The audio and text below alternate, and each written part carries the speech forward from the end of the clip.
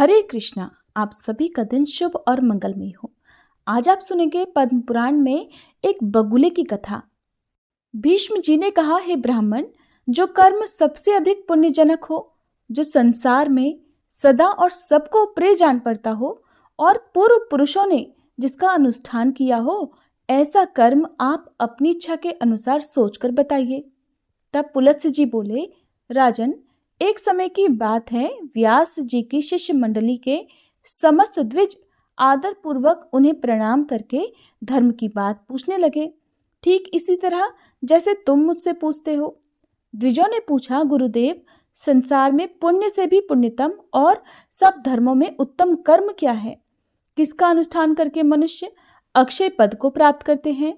मर्त्यलोक में निवास करने वाले छोटे बड़े सभी वर्णों के लोग जिसका अनुष्ठान कर सके। व्यास जी बोले, शिष्यगण, मैं तुम लोगों को 5 धर्मों के आख्यान सुनाऊंगा।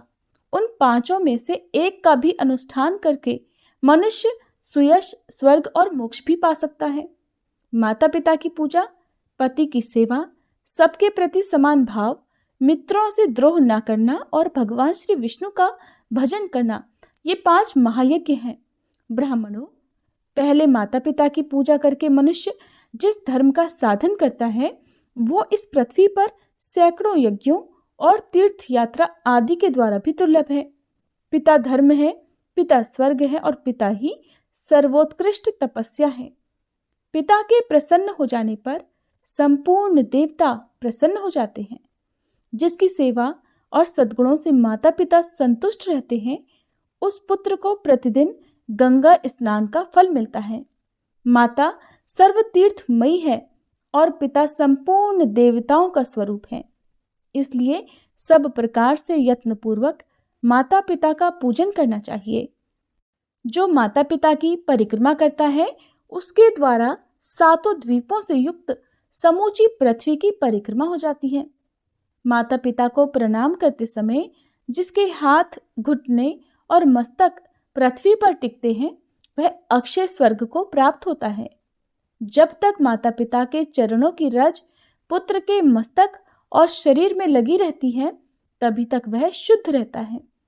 जो पुत्र माता पिता के चरण कमलों का जल पीता है, उसके करोड़ों जन्मों के पाप नष्ट हो जाते हैं। वह मनुष्य संसार में धन्य है। जो नीच पुरुष माता पिता की आज्ञा का उल्लंघन करता है, वह महाप्रलय पर्यंत नरक में निवास करता है। जो रोगी, वृद्ध, जीविका से रहित अंधे और बहरे पिता को त्याग कर चला जाता है, वह रौरव नरक में पड़ता है। इतना ही नहीं, उसे अंत्यजों, म्लेच्छों और चांडालों की योनि में जन्म लेना पड़ता है। माता पिता का पालन पोषण न करने से समस्त पुण्यों का नाश हो जाता है। माता पिता की आराधना न करके पुत्र अगर तीर्थ और देवताओं का भी सेवन करे, तो उसे उसका फल नहीं मिलता। ब्राह्मणों, इस विषय में मैं एक प्राचीन इतिहास कहता हूँ, यत्नपूर्वक उसे सुनो। इसका श्रवण करके भूतल पर फिर कभी तुम्हें मोह नहीं व्यापेगा। पूर्व समय की बात है, नरोत्तम नाम से प्रसिद्ध एक ब्राह्मण था। वो अपने माता पिता का अनादर करके तीर्थ दर्शन के लिए चल पड़ा। सब तीर्थों में घूमते हुए उस ब्राह्मण के वस्त्र प्रतिदिन आकाश में ही सूखा करते थे। इससे उसके मन में बड़ा भारी अहंकार हो गया। वो समझने लगा कि मेरे समान पुण्यात्मा और महायशस्वी दूसरा कोई नहीं है। एक दिन वह मुख ऊपर की ओर करके यही बात कह रहा था। इतने में ही एक बगुले ने उसके मुंह पर बीट कर दी। तब ब्राह्मण ने क्रोध में आकर उसे शाप दे दिया। बेचारा बगुला राख की ढेरी होकर धरती पर गिर पड़ा। बगुले की मृत्यु होते ही नरोत्तम के भीतर महामोह ने प्रवेश कर लिया। उसी पाप से ब्राह्मण का वस्त्र अब आकाश में नहीं ठहरता था। ये जानकर उसे बड़ा दुख हुआ। इसके बाद आकाशवाणी हुई और आकाशवाणी ने कहा, ब्राह्मण, तुम परम धर्मात्मा मूक चांडाल के पास जाओ। वहां जाने से तुम्हें धर्म का ज्ञान होगा। उसका वचन ही तुम्हारे लिए कल्याणकारी होगा। ये आकाशवाणी सुनकर ब्राह्मण मूक चांडाल के घर गया। वहां जाकर उसने देखा कि वो चांडाल तो सब प्रकार से अपने माता पिता की सेवा में लगा हुआ है। जाड़े के दिनों में वह अपने माँ बाप को स्नान के लिए गर्म जल देता, उनके शरीर में तेल मलता, तापने के लिए अंगीठी जलाता, भोजन के बाद पान खिलाता और रुईदार कपड़े पहनने को दिया करता। हर दिन वह अच्छे अच्छे व्यंजन खाने को परोसता और वसंत ऋतु में महुए की सुगंधित माला पहनाता था। इनके सिवा और भी जो भोग सामग्रियां प्राप्त होती उन्हें वो देता और तरह तरह की आवश्यकताएं भी पूरा किया करता था। गर्मी के मौसम में प्रतिदिन माता पिता को पंखा झलता था। इस प्रकार नित्य प्रति उनकी परिचर्या, उनकी सेवा करके ही फिर वह भोजन किया करता था। माता पिता की थकावट और कष्ट को दूर करना उसका सदा का नियम था। इन पुण्य कर्मों के कारण चांडाल का घर बिना किसी आधार और खंबे के ही आकाश में स्थित था। उसके अंदर त्रिभुवन के स्वामी भगवान श्री हरि मनोहर ब्राह्मण का रूप धारण करे नित्य क्रीड़ा करते थे। वे सत्य स्वरूप परमात्मा अपने महान सत्वमय तेजस्वी विग्रह से उस चांडाल मंदिर की शोभा बढ़ाते थे। ये सब देखकर ब्राह्मण को बड़ा आश्चर्य हुआ। उसने मूक चांडाल से कहा कि तुम मेरे पास आओ, मैं तुमसे संपूर्ण लोकों के सनातन हित की बात पूछता हूँ, उसे ठीक ठीक बताओ।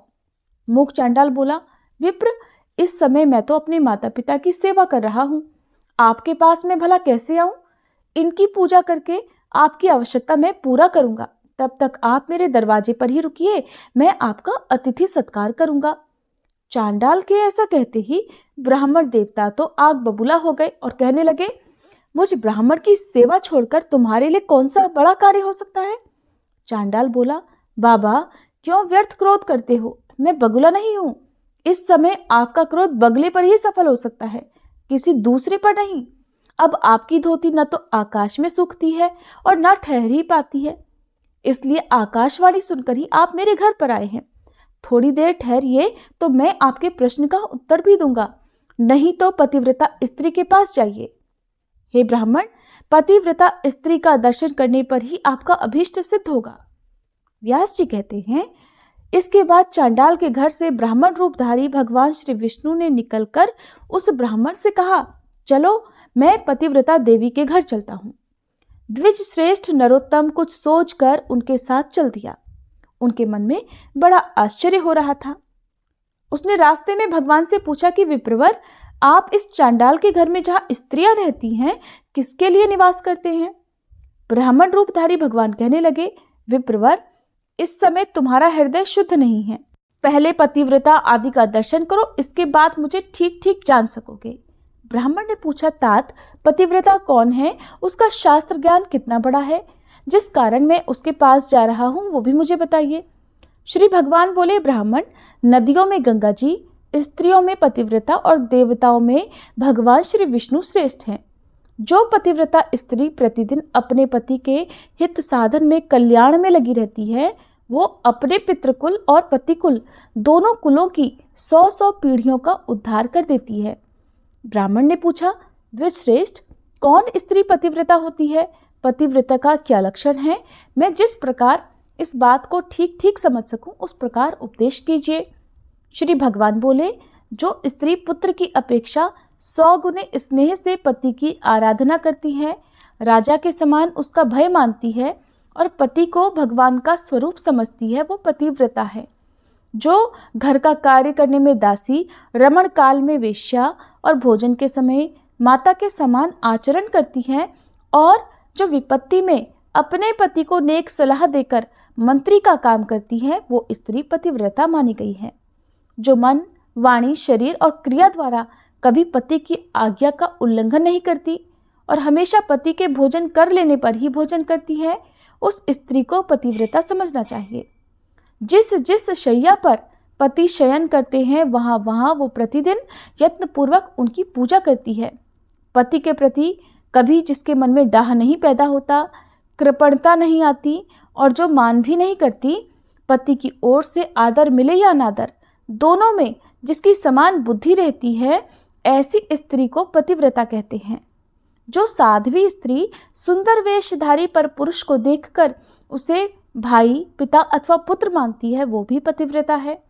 द्विजश्रेष्ठ, तुम उस पतिव्रता के पास जाओ और उसे अपना मनोरथ कह सुनाओ। उसका नाम शुभा है, वो रूपवती युवती है, उसके हृदय में दया भरी है, वह बड़ी यशस्विनी है।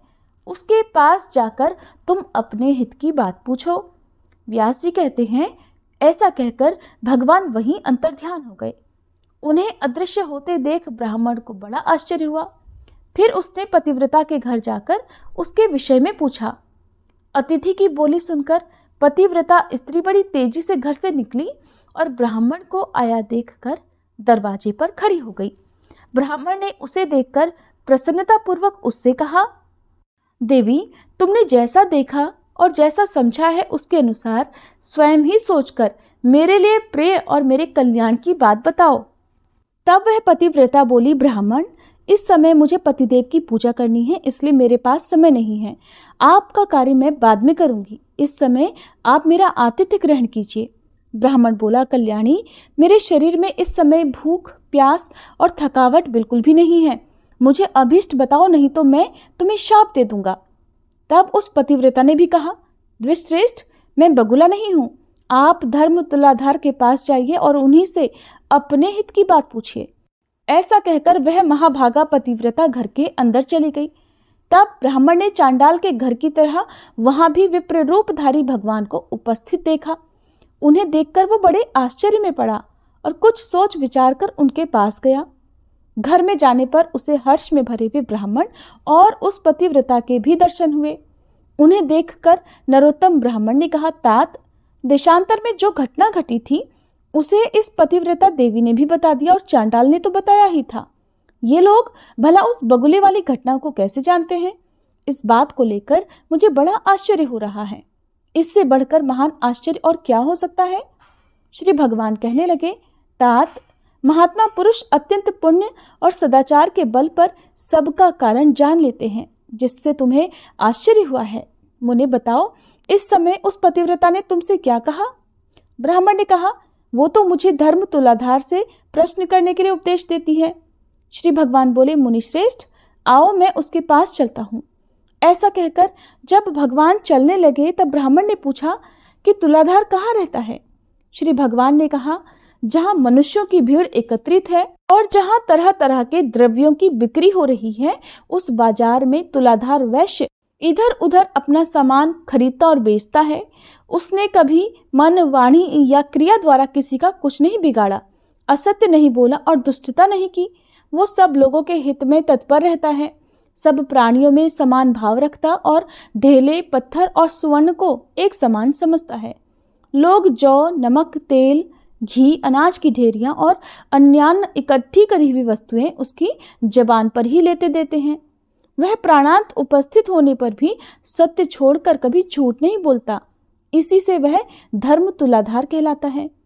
श्री भगवान के ऐसा कहने पर ब्राह्मण ने नाना प्रकार के द्रव्यों को बेचते हुए तुलाधार को देखा। वह बिक्री के वस्तुओं के संबंध में बातें कर रहा था। बहुत से पुरुष और स्त्रियां उसे घेर कर खड़ी हुई थी। ब्राह्मण को सामने देखकर उस तुलाधार ने बहुत ही मधुर वाणी में पूछा, ब्राह्मण, यहाँ कैसे पधारना हुआ? ब्राह्मण ने कहा, मुझे धर्म का उपदेश करो, मैं इसीलिए तुम्हारे पास आया हूँ। तुलाधार बोला, विप्रवर, जब तक लोग मेरे पास रहेंगे तब तक मैं निश्चिंत नहीं हो सकूंगा। पहर भर रात तक यही हालात रहेंगे, इसलिए आप मेरा उपदेश मानकर धर्माकर के पास जाइए। बगुले की मृत्यु से होने वाला दोष और आकाश में धोती सुखाने का रहस्य, ये सभी बातें आपको आगे चलकर पता चल जाएंगी। धर्माकर का नाम अद्रोहक है, वे बड़े सज्जन हैं, उनके पास जाइए, वहां उनके उपदेश से आपकी कामना सफल होगी। ऐसा कहकर तुलाधार खरीद बिक्री में लग गया। फिर से वही विप्र रूपधारी भगवान सामने उपस्थित थे। उन्हें देखकर नरोत्तम ने पूछा, तात, अब मैं तुलाधार के कहे अनुसार सज्जन अद्रोहक के पास जाऊंगा, परंतु मैं तो उनका घर ही नहीं जानता। तब श्री भगवान बोले, चलो मैं तुम्हारे साथ उनके घर चलता हूँ। इसके बाद मार्ग में जाते हुए भगवान से ब्राह्मण ने पूछा, तात, तुलाधार न तो देवताओं और ऋषियों का और न ही पितरों का तर्पण करता है, फिर मेरे साथ घटित हुई घटना को वह कैसे जानता है? इससे मुझे बड़ा आश्चर्य हो रहा है, आप इसका सब कारण बताइए। श्री भगवान कहने लगे, ब्राह्मण, उसने सत्य और समता से तीनों लोगों को जीत लिया है। इसी से उसके ऊपर पितर, देवता और मुनि भी संतुष्ट रहते हैं। धर्मात्मा तुलाधार उपर्युक्त गुणों के कारण ही भूत और भविष्य की सब बातें जानता है। सत्य से बढ़कर कोई धर्म और झूठ से बड़ा दूसरा कोई पाप नहीं है। समता, धर्म और समता ही उत्कृष्ट तपस्या है। जिसके हृदय में सदा समता विराजती है वही पुरुष संपूर्ण लोकों में श्रेष्ठ, योगियों में गणना करने के योग्य और निर्लोभ होता है। जो सदा इसी प्रकार समतापूर्ण बर्ताव करता है वह अपनी अनेकों पीढ़ियों का उद्धार कर देता है। समता के प्रभाव से ही धर्मज्ञ पुरुष देवलोक और मनुष्य लोक के संपूर्ण वृतांतों को भी जान लेता है। उसकी देह के अंदर भगवान श्री विष्णु विराजमान रहते हैं। ब्राह्मण ने कहा, विप्रवर, आपकी कृपा से मुझे तुलाधार के सर्वज्ञ होने का कारण तो ज्ञात हो गया। अब अद्रोह का भी जो वृतांत हो वो भी मुझे बताइए। श्री भगवान बोले, विप्रवर, पूर्व समय की बात है। एक राजपुत्र की कुलवती स्त्री बड़ी सुंदर और तरुण अवस्था की थी। वह कामदेव की पत्नी रति और इंद्र की पत्नी शची के समान मन को हरने वाली थी। राजकुमार उसे अपने प्राणों के समान प्यार करते थे। उस सुंदरी पत्नी का नाम भी सुंदरी ही था। एक दिन राजकुमार को राजकार्य के लिए अचानक ही नगर से बाहर जाना पड़ा। उन्होंने मन में सोचा कि मैं प्राणों से भी बढ़कर प्यारी अपनी इस पत्नी को किस जगह पर रखूं जिससे कि इसके सतीत्व की रक्षा निश्चित रूप से हो सके। इस बात पर खूब विचार करके राजकुमार अचानक अद्रोहक के घर पर आए और उनसे अपनी पत्नी की रक्षा का प्रस्ताव करने लगे। उनकी बात सुनकर अद्रोहक को बड़ा आश्चर्य हुआ। वे बोले, तात, न तो मैं आपका पिता हूँ, न भाई हूँ, न बांधव हूँ, न आपकी पत्नी के माता या पिता के कुल का ही हूँ, न ही मैं सुहृदयों में से कोई हूँ। फिर मेरे घर में अपनी पत्नी को आप रख कर किस प्रकार निश्चिंत हो सकेंगे? राजकुमार बोले, महात्मन, इस संसार में आपके समान धर्मज्ञ और जितेंद्रिय पुरुष दूसरा कोई नहीं है। ये सुनकर अद्रोहक ने उस विज्ञ राजकुमार से कहा, भैया, मुझे दोष मत देना। इस त्रिभुवन मोहिनी की रक्षा करने में कौन पुरुष समर्थ हो सकता है? तब राजकुमार ने कहा, मैं तो सब बातों को अच्छी तरह विचार करके ही आपके पास आया हूँ। अब ये आपके घर में ही रहे, मैं जा रहा हूँ। राजकुमार के ऐसा कहने पर वे फिर बोले, भैया, इस शोभा संपन्न नगर में बहुत तेरे कामी पुरुष भरे पड़े हैं। यहाँ किसी स्त्री के सतीत्व की रक्षा भला कैसे हो सकती है? राजकुमार फिर बोले, जैसे भी हो आप इसकी रक्षा करना, मैं तो अब जा रहा हूँ। राजकुमार की बात सुनकर गृहस्थ अद्रोहक बड़े धर्म संकट में पड़ गए। फिर कहने लगे, तात, मैं उचित और हितकारी समझकर इसके साथ सदा उचित बर्ताव करूंगा और उसी अवस्था में ऐसी स्त्री सदा मेरे घर में सुरक्षित रह सकती है। नहीं तो इस अरक्ष वस्तु की रक्षा के लिए आप ही कोई अनुकूल और प्रिय उपाय बताइए। इसे मेरे बिस्तर पर मेरे एक ओर मेरी पत्नी के साथ ही शयन करना होगा। फिर भी अगर आप इसे अपनी वल्लभा समझें तब तो ये रह सकती है, नहीं तो यहाँ से चली जाए। ये बात सुनकर राजकुमार एक क्षण तक तो चुप रहे। फिर कहने लगे, तात, मुझे आपकी बात स्वीकार है। आपको जो अनुकूल जान पड़े वही कीजिए। ऐसा कहकर राजकुमार अपनी पत्नी से बोले, सुंदरी, तुम इनके कहे अनुसार सब काम करना, तुम पर कोई दोष नहीं आएगा, इसके लिए मेरी आज्ञा है। ऐसा कहकर वे अपने पिता महाराज के आदेश से जहां उन्हें जाना था चले गए। इसके बाद रात में अद्रोहक ने जैसा कहा था वैसा ही किया। वे धर्मात्मा नित्य प्रति दोनों स्त्रियों के बीच में सोया करते थे। फिर भी वे अपनी और पराई स्त्री के विषय में कभी धर्म से विचलित नहीं होते थे। अपनी पत्नी के स्पर्श से ही उनके मन में कामोपभोग की इच्छा होती थी। वे राजकुमार की पत्नी के प्रति प्रतिदिन मात्र भाव को ही दृढ़ रखते थे। क्रमशः उनके हृदय से स्त्री संभोग की इच्छा ही जाती रही। इस प्रकार 6 मास बीतने पर राजकुमारी के पति अद्रोहक के नगर में आए। उन्होंने लोगों से अद्रोहक और अपनी पत्नी के बर्ताव के संबंध में पूछा। लोगों ने भी अपनी अपनी रुचि के अनुसार उत्तर दिया। कोई राजकुमार के इस प्रबंध को उत्तम बताते थे, कुछ नौजवान उनकी बात सुनकर आश्चर्य में पड़ जाते और कुछ लोग इस प्रकार कह देते थे कि भाई, तुमने अपनी पत्नी उसे सौंप दी है और वो उसी के साथ सोया करता है। स्त्री और पुरुष में एकत्र संसर्ग होने पर दोनों के मन भला कैसे शांत रह सकते हैं? अद्रोहक ने अपने धर्माचरण के बल से लोगों की कुत्सित चर्चा सुन ली। तब उनके मन में लोक निंदा से मुक्त होने का शुभ संकल्प प्रकट हुआ। उन्होंने स्वयं लकड़ी एकत्रित करके एक बहुत बड़ी चिता बनाई और उसमें आग लगा दी। चिता जल उठी। उसी समय प्रतापी राजकुमार अद्रोहक के घर आ पहुंचे। वहां उन्होंने अद्रोहक और अपनी पत्नी को भी देखा। पत्नी का मुख प्रसन्नता से खिला हुआ था और अद्रोहक बड़े दुखी दिखाई दे रहे थे। उन दोनों की मानसिक स्थिति जानकर राजकुमार ने कहा, भाई, मैं आपका मित्र हूं और बहुत दिनों के बाद यहाँ लौटा हूं। आप मुझसे बात क्यों नहीं करते? अद्रोहक ने कहा, मित्र, मैंने आपके हित के लिए जो दुष्कर कर्म किया है वो तो लोक निंदा के कारण व्यर्थ सा हो गया। अतः अब मैं अग्नि में प्रवेश करूंगा। संपूर्ण देवता और मनुष्य मेरे इस कार्य को देखें। श्री भगवान कहते हैं, ऐसा कहकर महाभाग अद्रोहक अग्नि में प्रवेश कर गए। इसके बाद जो कुछ भी हुआ उसका वृतांत आप सभी अगले अध्याय में सुनना मत भूलिएगा।